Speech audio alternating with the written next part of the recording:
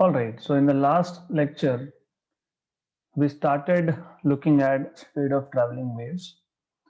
तो speed of travelling wave में हमने पहले देखा था स्पीड ऑफ ट्रांसवर्स वेव, और अगर मैकेनिकल वेव है मतलब we are not talking about electromagnetic wave here. Electromagnetic wave is also a transverse wave, पर हमने जब स्पीड ऑफ ट्रांसवर्स वेव की बात की थी तो we were talking about speed of mechanical transverse wave, मतलब which requires a medium, right, material medium. Electromagnetic wave का स्पीड होता है 310 meter per second in vacuum और in air. When it changes medium like glass में गया तो आपको पता है कि how do you find out speed. You already know that refractive index is speed in vacuum to that of speed in medium. So v is equal to c by mu. For example, just for an example, if the medium is, let us say, glass, so 3 into 10 power 8 upon mu for glass is 1.5, 1 and 2, so 2 into 10 power 8. This is speed of transverse electromagnetic waves. हमने speed of transverse mechanical wave का formula लिखा था. तो speed of transverse mechanical wave it depends on restoring force. क्यों restoring force? I told you very simple reason कि for example this is a string. मैं थोड़ा magnified version draw कर रहा हूं इसका. दिस इज स्ट्रिंग, एक रस्सी है, and in this string you have particles. So let me show some particles here. Particles. तो जैसे ही आप इसको एक jerk दोगे या you will vibrate it, what happens is these particles get displaced. Something like this. Okay. तो ऐसा कुछ होगा. तो you have a wave kind of structure. आगे भी ऐसा चलता रहेगा. इसका मतलब ये था कि हर एक पार्टिकल का मेन पोजीशन से डिस्प्लेसमेंट हुआ है. Good, right. तो स्पीड, ये जो पार्टिकल्स वाइब्रेट हो रहे हैं, ये पार्टिकल्स स्ट्रिंग का पार्ट है. हर एक पार्टिकल स्ट्रिंग पे है. तो as I told you, speed depends on what? It depends on restoring force. मतलब वो पार्टिकल अपनी जगह पे कितना फास्ट जाएगा. मतलब जितना ज्यादा रिस्टोरिंग फोर्स उतना जल्दी वो अपनी जगह पे जाएगा, मेन पोजीशन पे जाएगा. Right. So you need to remember like this, that speed in this case is dependent on restoring force. मतलब डेफिनेटली इलास्टिसिटी होनी चाहिए. दूसरा, यहाँ जो रिस्टोरिंग फोर्स है it is provided by tension in the string. क्यों? जितना ज्यादा टेंशन होगा, मतलब जितना ज्यादा आप इसको स्ट्रेच करोगे, उतना ज्यादा ये मॉलिक्यूल्स एक दूसरे से दूर भी डिस्प्लेस होंगे. जितना ज्यादा दूर डिस्प्लेस होंगे, उतना ज्यादा इंटर पार्टिकल फोर्स, जिसको हमने इंटर मॉलिक्यूलर फोर्स बोला था, या तो इंटर एटॉमिक फोर्स बोला था, जिसको हम लोग वैन डर वाल्स फोर्स भी बोलते हैं. करेक्ट. जितना ज्यादा टेंशन उतना ज्यादा restoring force. So in short, speed depends on restoring force and restoring force depends on tension. तो इसका इक्वेशन आया था under root of T upon upon कोई एम बोलता है, कोई रो एल बोलता है लीनियर डेंसिटी, कोई म्यू बोलता है इसको. लीनियर डेंसिटी मतलब मास पर यूनिट लेंथ. 1 मीटर में कितना मास है? क्यों? क्योंकि वायर का सिर्फ लेंथ ही होता है. हम अंडर अजम्पशन कि ये बहुत थिन वायर है ऐसा अज्यूम करके चलते हैं. तो don't get confuse because many books says small m, but this small m is capital m upon l. तो total mass upon total length of the wire. Some books will denote it by mu. Okay. Some will denote it by lambda, but lambda you may get confused with wavelength. Right? So it depends. इसलिए mu in context of optics is refractive index. Mu in context of mechanical waves or stretch string is mass per unit length. तो हमारा यहाँ तक हुआ था last session में and notes I already uploaded. Next thing that we want to see is what is speed of longitudinal waves.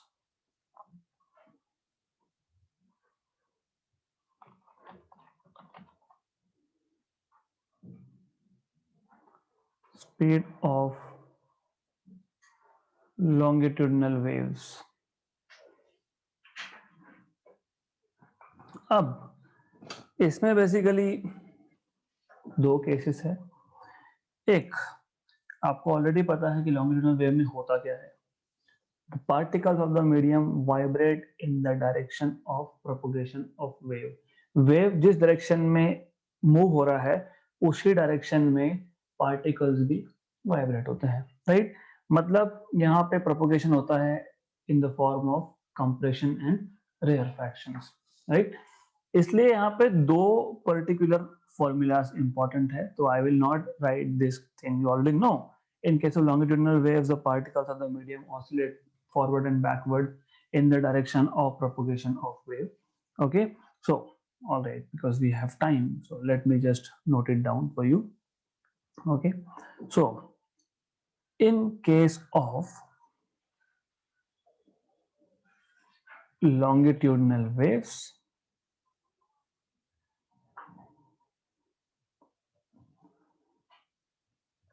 the particles of the medium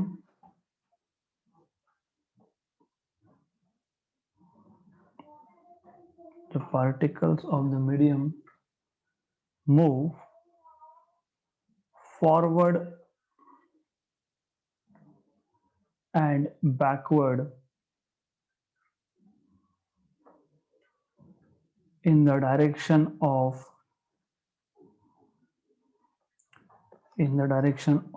wave propagation.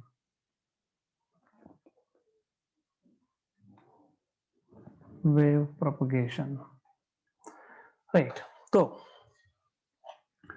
it is, as I told you, ये कब possible होगा?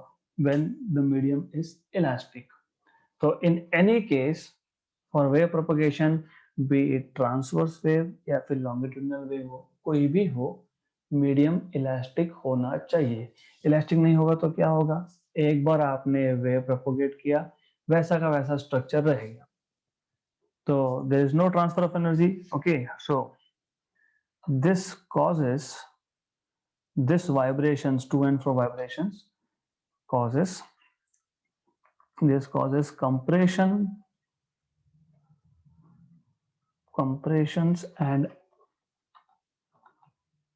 compressions and rarefactions. Okay, which travel in the medium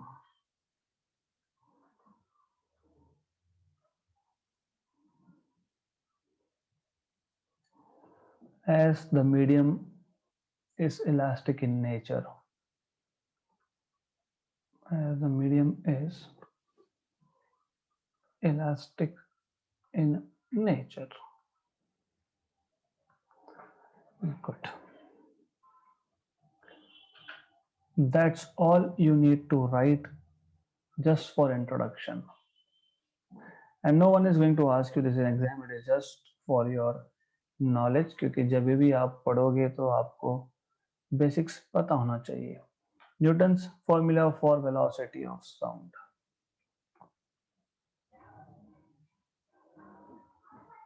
Okay. तो you know how science progresses? Science आगे कैसे बढ़ता है? Science ऐसे आगे बढ़ता है कि once we know या फिर once someone gives explanation कि I am speaking and you are hearing me, इसका मतलब energy is getting transferred from throat to your eardrums. Then of course there is a question कि which kind of wave is it? Because wave carry energy from one point to another. तो किसी ने बोला कि transverse, तो उसको explain करना पड़ेगा why it is transverse, right? तो पहले ऐसा ही था कि people used to think that sound is a transverse wave. Then someone explained, okay, I'll basically इसका पोलराइजेशन नहीं होगा. फॉर एग्जाम्पल मैंने बताया था आपको ट्रांसवर्स वेव का पोलराइजेशन होता है. And there are some other parameters जो ट्रांसवर्स वेव के लिए ही एप्लीकेबल है. जैसे जैसे कि ट्रांसवर्स वेव में जब ट्रांसवर्स वेव एक पॉइंट से दूसरे पॉइंट में जाता है, हमने एक चीज वहां पे देखी थी कि pressure does not change, density does not change. होता क्या चेंज? नहीं. पर यहाँ पे तो साउंड वेव में when sound wave goes from one point to another point, if you see density it varies, if you see pressure it also varies, right? Then counter question ये हुआ कि बिकॉज तो काउंटर आर्ग्यूमेंट ऐसा है कि because pressure and density is changing when wave is travelling from one point to another, right, that is why it is longitudinal wave.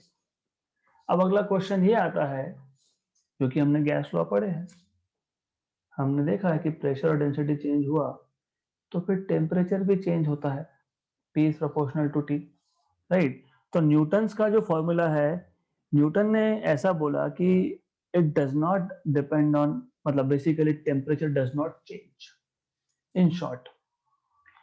तो sound wave when travel from one point to another, medium में कहीं पे भी temperature change नहीं होगा. जब temperature change नहीं होता है, ऐसे प्रोसेस को आप बोलते हो आइसोथर्मल प्रोसेस. आइसो मतलब सेम, थर्मल मतलब temperature, isothermal, same temperature process, right? So Newton said that propagation of longitudinal wave in the form of compression and rarefaction through a medium is an isothermal process. By the way, हमको पता तो है कि compression पे pressure बढ़ेगा और rarefaction पे pressure कम होगा, क्योंकि डेंसिटी कंप्रेशन पे ज्यादा होता है और रेयरफैक्शन पे डेंसिटी कम होता है. So we already know that the wave travels in the form of compression, rarefaction, which means pressure and density both are changing. But according to Newton's formula, Newton says that velocity of longitudinal wave in a medium is given by under root of E upon rho, where E is modulus of elasticity. हमने पढ़ा है ये. Modulus of elasticity क्या था? It is the ratio of stress upon strain, right? Good. तो according to Newton's formula, the velocity of sound depends on modulus of elasticity. मैं पहले ही बोल चुका हूं, ऊपर लिखा भी है कि medium has to be elastic, मतलब वो इलास्टिसिटी के मॉड्यूलस पे डिपेंड करेगा ही डेफिनेटली.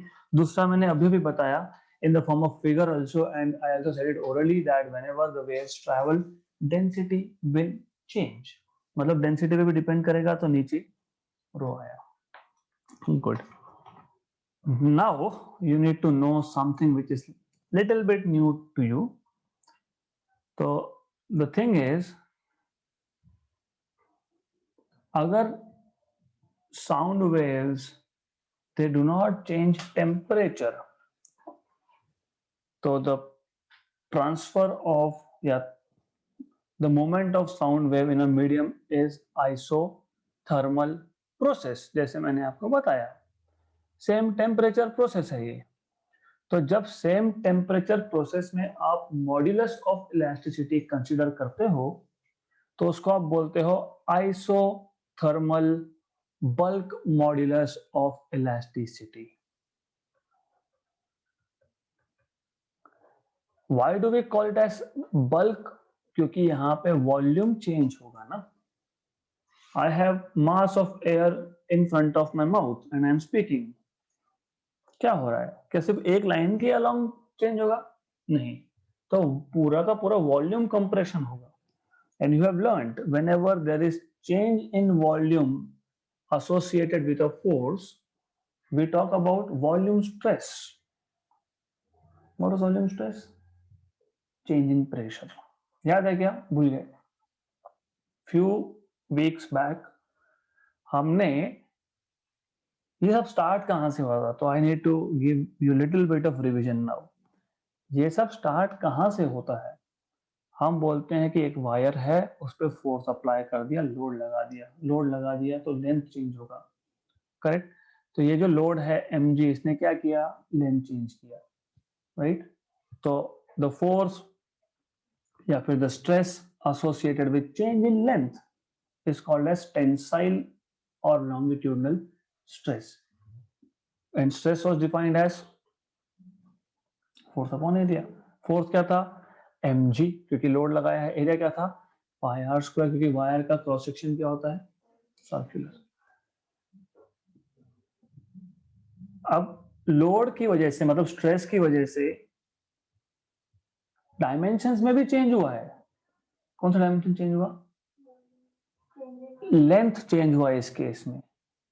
इस केस में ओरिजिनल लेंथ मान लो L था, अब लोड लगाने के बाद देयर इज डेल्टा L, तो L upon delta L, right, नहीं, delta L by L, that is called as tensile strain, correct. तो tensile stress upon tensile strain को आपने नाम दिया था यंग्स मॉड्यूलस या फिर elasticity of length, okay, good. अब जब हम साउंड वेव्स जनरेट कर रहे थे, this is not one dimensional change, or this change is not change in length only, it is not two dimensional change because it is not change in area. Whenever there is sound wave, there is compression of the whole mass, जितना भी mass मतलब volume होगा उस सब में compression होगा और rarefaction होगा, मतलब change in volume, decrease increase decrease increase, good, correct. तो आपको याद होगा कि हमने बल्क मॉड्यूलस के भी डिफाइन किया था, क्या था कि याद है क्या आपको, बल्क मॉड्यूलस क्या आता है, do you remember this, what is bulk stress by the way, volume stress क्या था,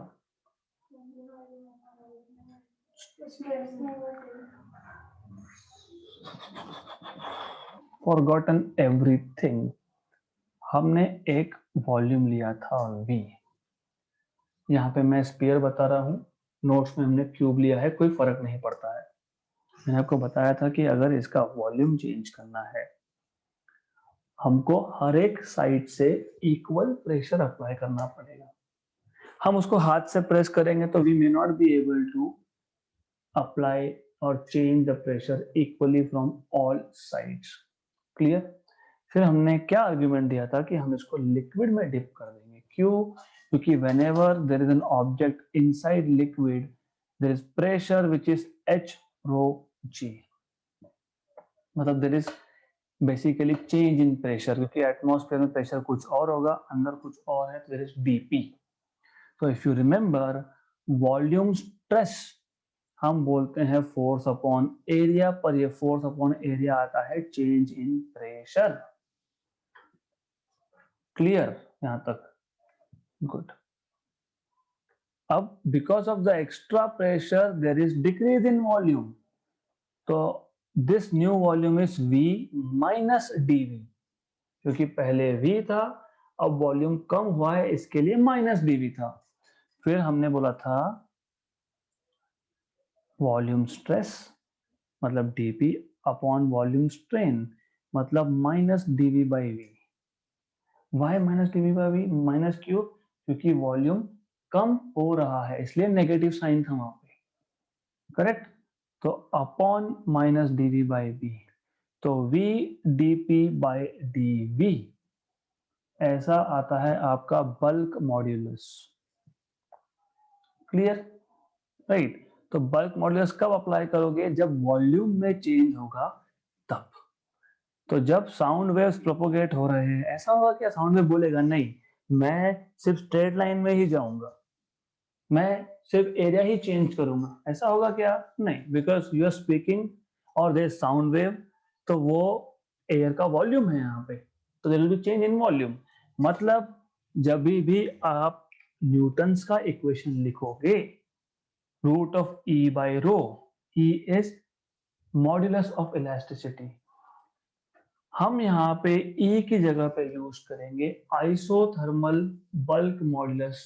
क्यों आइसोथर्मल? क्यों? क्योंकि न्यूटन का अजम्पशन ही ये है that whenever sound waves propagates in the form of compression and rarefaction, even though there is change in pressure, but there is no change in temperature, right? तो हम E की जगह लिखेंगे P, क्योंकि P होता है आइसोथर्मल बल्क मॉड्यूलस, राइट?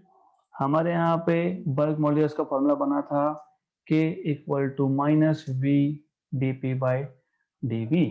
ये dimensionless है, तो बल्क मॉड्यूलस का डायमेंशन प्रेशर के डायमेंशन आते हैं। तो जब आप आइसोथर्मल बल्क मॉड्यूलस का इक्वेशन डिराइव करोगे कब करोगे? 12th में करोगे। कहाँ करोगे? नीट जेडबलई में करोगे, स्टेट बोर्ड में नहीं है। तो you will see that isothermal bulk modulus turns out to be just pressure, good, pressure at that point divided by rho, right?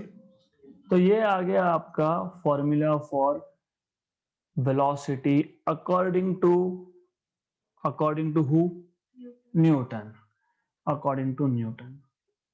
But we already know that pressure at any point is h rho g. मैं इसको rho dash बोलता हूं क्योंकि नीचे भी रो है, correct, good. ऐसा H rho dash जी क्यों लिखा? क्योंकि मुझे अगर प्रेशर यहाँ मेजर करना है, मान लो कंप्रेशन के पॉइंट पे प्रेशर मेजर करना है, तो how do I measure pressure? Do you remember fluid mechanics हमने पढ़ा था, हमारा हुआ है मर्क्यूरी बैरोमीटर, नहीं? Do you remember that we have scene,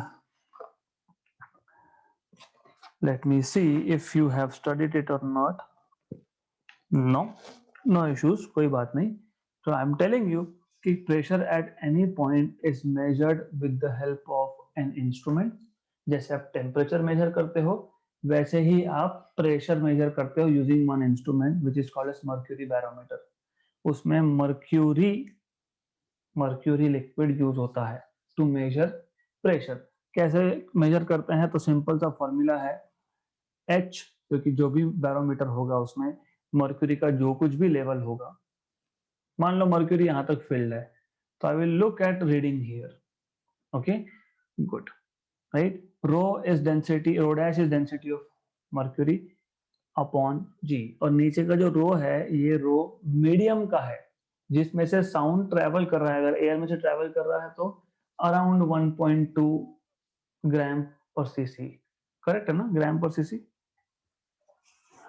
what is density of air? value I'm saying. What is the value of density of air? What is value of density of water? What is value of density of mercury?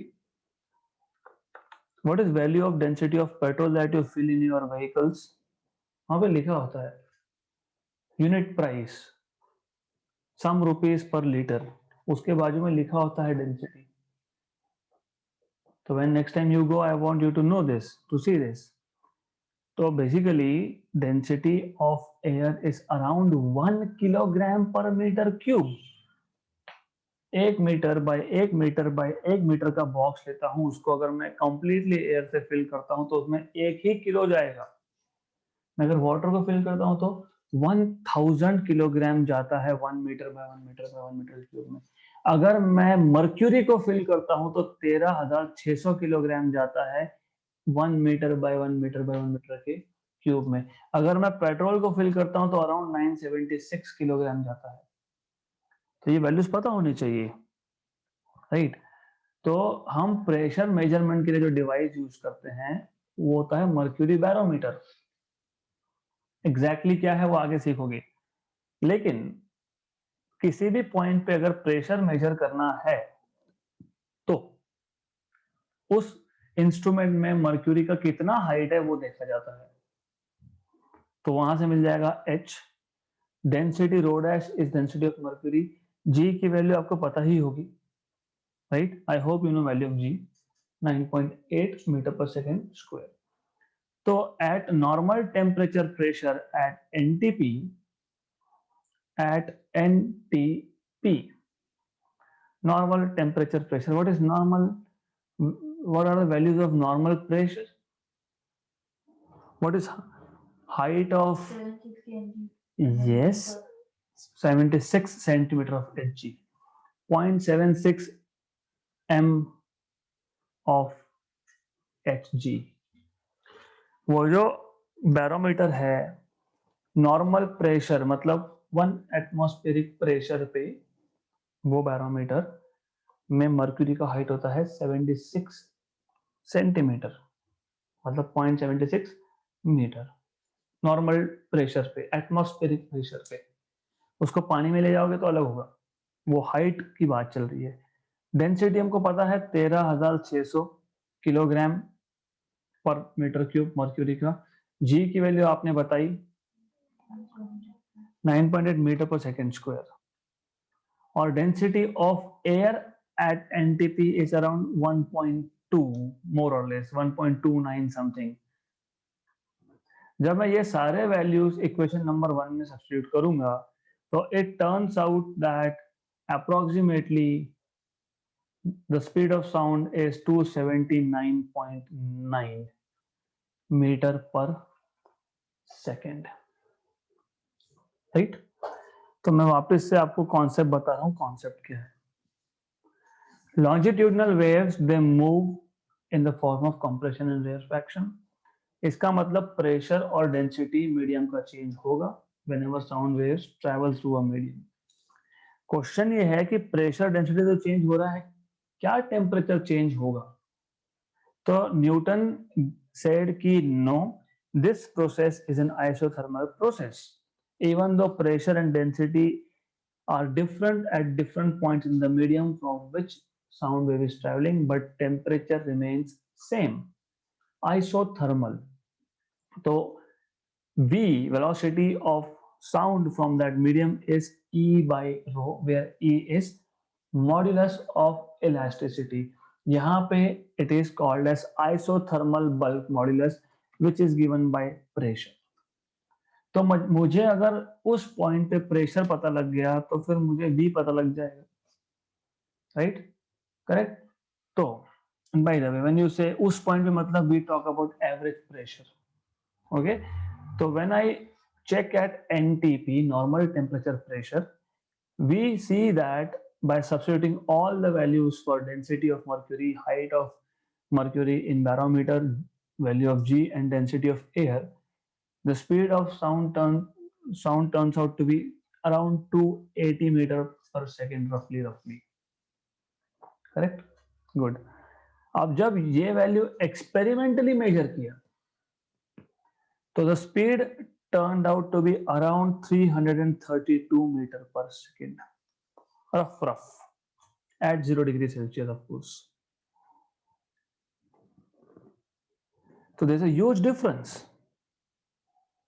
कहां पे theoretical value 280 है, कहां पे experimental 332 है। 52 का difference, मतलब रफली percentage की बात करोगे तो 280 का 10%, 28 उसका डबल, यहाँ पे 52 का डिफरेंस है, अराउंड 16-17% का डिफरेंस आ रहा है। So there is a difference of 16 और 17% बिटवीन द मेजर्ड वैल्यू मतलब experimental value and the theoretical value. और न्यूटन ये एक्सप्लेन नहीं कर पाया कि क्यों इतना डिफरेंस आ रहा है। और ये जो एरर है ये एक्सपेरिमेंटल एरर नहीं है। क्यों? क्योंकि एक्सपेरिमेंट बहुत बार रिपीट किया गया था bye checking all the possible source of error. और आपने 11 के पहले ही चैप्टर में सीखा है how many kinds of error there are. You can have faulty instrument, right? You can have human error, you can have environmental error, मतलब उसको random error बोला था हमने, due to sudden changes in the environmental conditions। तो ये सारा experiment repeat करने के बाद भी the value was not in agreement with predicted theoretical value of 280। 280 की जगह पे 285, 290 आता तो फिर भी एक्सेप्टेबल है। 16-17% of error is not acceptable, okay? तो न्यूटन कुड नॉट एक्सप्लेन कि ऐसा क्यों हो रहा है। तो फिर लैपलास नाम का और एक साइंटिस्ट था, तो उसने इसको एक्सप्लेन किया कि why you are not getting correct values, उसको बोलते हैं Laplace's correction. What he said is कि ये आइसोथर्मल प्रोसेस का एजम्पशन ही गलत है. तो जब भी साउंड वेव एक मीडियम से ट्रेवल करेगा, मतलब कंप्रेशन और रेयरफैक्शन के फॉर्म में ट्रेवल करेगा, तो this process is a rapid process. Isothermal process, as you will learn in 12th, it is a very slow process. उसको बोलते हैं क्वासी स्टैटिक. क्वासी मतलब slow, like very slow process होता है. उसमें क्या होता है, सिस्टम को सफिशिएंट टाइम मिल जाता है हीट एक्सचेंज करने के लिए.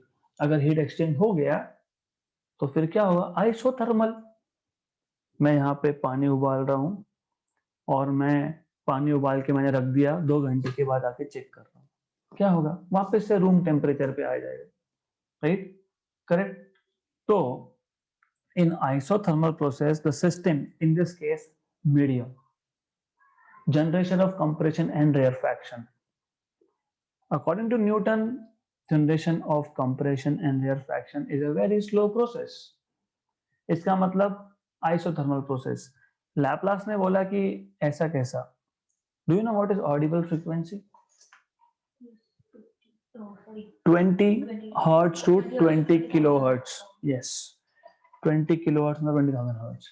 Do you understand the meaning of frequency? If I am speaking, let us say, if I am generating sound of मान लो 500 hertz, इसका मतलब my throat is generating a frequency of 500 hertz. का मतलब ये होता है कि जो भी एयर मॉलिक्यूल होंगे वो एक सेकेंड में 500 बार वाइब्रेट होगा in 1 second, right? तो if it is vibrating 500 times in 1 second, मतलब कंप्रेशन और रेयरफैक्शन एक सेकेंड में 500 बार जनरेट हो रहा है. इसका मतलब this process is rapid process, ये स्लो प्रोसेस नहीं है. और रैपिड प्रोसेस में क्या होता है, रैपिड प्रोसेस में सिस्टम मतलब मीडियम को टाइम ही नहीं मिलता है एनर्जी डिसिपेट करने का. मतलब बहुत क्विक कंप्रेशन होगा, मतलब एक्सट्रीमली ज्यादा हीट जनरेट होगा, मतलब टेम्परेचर बढ़ेगा. राइट, और जब रेयर फैक्शन होगा तो वो भी बहुत फास्ट होगा, मतलब कूल डाउन होगा. राइट, इसका मतलब ये है that this process of motion of longitudinal wave through a medium cannot be isothermal. तो उसको बोलते हैं adiabatic process. whenever energy in the form of heat can not enter and cannot leave the system, then that process is called as adiabatic. और adiabatic process में temperature is not constant, मतलब ये isothermal नहीं होता है. तो ये जो फॉर्मूला था V is equal to E by rho, पहले केस में हमने यूज किया था आइसोथर्मल बल्क मॉड्यूलस. राइट, तो वो गलत था क्योंकि आपको यूज करना पड़ेगा एडियाबैटिक बल्क मॉड्यूलस, क्योंकि ये प्रोसेस क्या है, एडियाबैटिक है. राइट, इसका मतलब E की जगह पे आप सिर्फ P नहीं सब्स्टिट्यूट कर सकते, you have to multiply it with gamma, where gamma is, आपने सीखा है ये, ratio of molar specific heats. Specific heat at constant pressure upon specific heat at constant volume का रेशियो है ये गामा. करेक्ट. तो in reality V is gamma P by rho, and this gamma depends on gas to gas. अगर monoatomic gas है, what is monoatomic gas, helium gas. मतलब helium gas में क्या है कि हीलियम का एटम, फिर हीलियम का एटम, फिर हीलियम का एटम, तो ये एक एक सिंगल एटम्स मिलके गैस बना, उसको बोलते हैं मोनोएटॉमिक गैस. अगर आप हाइड्रोजन की बात करोगे तो हाइड्रोजन कभी भी H2 फॉर्म में एग्जिस्ट करता है, मतलब मॉलिक्यूलर फॉर्म में एग्जिस्ट करता है, समथिंग लाइक दिस. O2 भी मॉलिक्यूलर फॉर्म में एग्जिस्ट करता है, CO2 भी मॉलिक्यूलर फॉर्म में एग्जिस्ट करता है, तो ये जो गामा है ये basically gas to gas vary करता है। हीलियम जैसे गैस के लिए मोनो एटॉमिक के लिए 5/3 आता है, डायटोमिक के लिए ये आता है 7/5। ये 12th का पार्ट है। Okay good. तो by considering that the process of transfer of sound waves as adiabatic process, तो ये गामा की वैल्यू हमारे पास आती है रफली 1.41 फॉर मोनोटॉमिक गैस 5/3 है ना, रफली √2 रफली। तो गुड, तो जब आप ये वैल्यू डालोगे और प्रेशर कैसे निकालोगे, वही H ρ' G। तो देयर इज नो चेंज, क्योंकि ये तो आप मर्क्यूरी बैरोमीटर से ही लेने वाले हो। तो डेंसिटी ऑफ एयर में भी no change. Density of air की वैल्यू होती है 1.2 kilogram per 1.29 kilogram per metre cube. Good. सिर्फ एक्स्ट्रा फैक्टर गामा से मल्टीप्लाई करने के बाद V की वैल्यू आ गई रफली 332.3 metre per second. Only by considering the process as isothermal, you had around 16% of error. By considering the process as adiabatic, मतलब rapid process, मतलब गैस के पास टाइम ही नहीं था हीट को एक जगह से दूसरी जगह पे ले जाने का। कंप्रेशन में एक्सट्रीम हीट जनरेट हुआ, रेयरफैक्शन में कूलिंग हुआ, राइट। तो टाइम नहीं मिला ना कंप्रेशन से हीट रेयरफैक्शन तक जाने के लिए, इसलिए बोलते हैं एडियाबैटिक, राइट। इसका मतलब when sound wave generated compression will be at higher temperature, rarefaction will be at lower temperature. So ये isothermal process नहीं है। तो isothermal process नहीं है तो कौन सा है, एडियाबैटिक। एडियाबैटिक है तो एडियाबैटिक में जब आप मॉड्यूलस यूज करोगे, यहाँ पे आप आइसोथर्मल बल्क मॉड्यूलस यूज नहीं कर सकते, हमको यहाँ यूज करना पड़ेगा एडियाबैटिक बल्क मॉड्यूलस। और एडियाबैटिक बल्क मॉड्यूलस सिर्फ एक एक्स्ट्रा गामा फैक्टर से मल्टीप्लाई करना पड़ता है। Okay, good. So by multiplying that extra gamma factor, it turns out that the speed of sound theoretical value है ये 332.3 और experimental थी 332, मतलब सिर्फ 0.3 मीटर पर सेकेंड का डिफरेंस है। It is in very close agreement, correct. तो इसका मतलब ये होता है that whenever sound travels through a medium, that process is adiabatic process and not isothermal। तो लैप्लास का करेक्शन वाज एक्सेप्टेड, इसलिए आप आगे जाके जब भी क्वेश्चन सॉल्व करोगे you will be normally said that the speed of sound in air is 330 meter per second roughly। why 330, यहाँ पे डेंसिटी कितना लिया हमने एयर का 1.29, तो वो 330 क्यों आता है, क्योंकि density of air that take as 1 रफली 1 किलोग्राम पर मीटर क्यूब, यहाँ पे कितना लिया 1.29। Okay right, good, clear. One short revision, क्योंकि नोट्स तो anyways I am going to paste it. Okay, we need to save time, क्योंकि book में precise दिया है तो I don't feel any need of chopping things here, जहां जरूरत पड़ेगी मैं करके दूंगा। ओके, आज हमने बहुत बेसिक बहुत सिंपल चीज सीखी। हमने पहले बोला कि ट्रांसवर्स वेव का स्पीड हमने देख लिया लास्ट लेक्चर में, √T/m, where T is tension and tension basically is because of restoring force। Good. So speed of transverse wave, mechanical transverse wave depend on restoring force in short। फिर longitudinal wave का क्या, तो longitudinal wave तो पहले compression और rarefaction generate होता है। क्यों होता है, क्योंकि यहाँ पे vibration of particle is in the direction of wave propagation. तो what is point that you should note कि ट्रांसवर्स वेव में क्योंकि वाइब्रेशंस डायरेक्शन ऑफ प्रोपोगेशन को परपेंडिकुलर होते हैं तो प्रेशर चेंज नहीं होता मीडियम में। क्यों नहीं चेंज होता, अरे क्योंकि हर बार distance between two particle is same.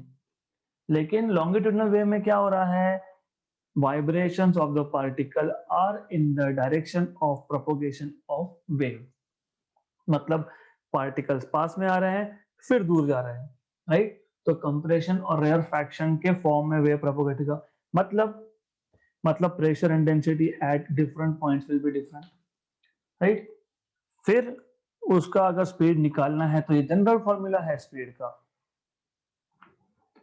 Row is density, क्योंकि डेंसिटी चेंज होगा तो डेंसिटी पे डिपेंड करेगा view. E is modulus of elasticity. Good. तो न्यूटन ने बोला कि दिस इज आइसोथर्मल प्रोसेस, तो ई की जगह पे आइसोथर्मल बल्क मॉड्यूलस यूज करोगे। आपने आइसोथर्मल बल्क मॉड्यूलस ये कॉन्सेप्ट नहीं सीखा है क्योंकि it is not part of your syllabus. I will teach you this when we study elasticity in JW NEET, तो मैं पूरा कवर करवाता हूँ वो। ओके, तो आइसोथर्मल मतलब temperature is same at every point, compression पे भी वही, रेयरफैक्शन पे भी वही। तो that isothermal bulk modulus is given by just pressure you can find out using some instrument, and at NTP, normal temperature pressure, you see velocity of sound happens to be 280 meter per second, but experimental value is 332। तो Newton इतना बड़ा difference explain नहीं कर पाया, तो फिर Laplace ने बोला करेक्ट कर ले, because it is not isothermal, it is adiabatic. क्यों?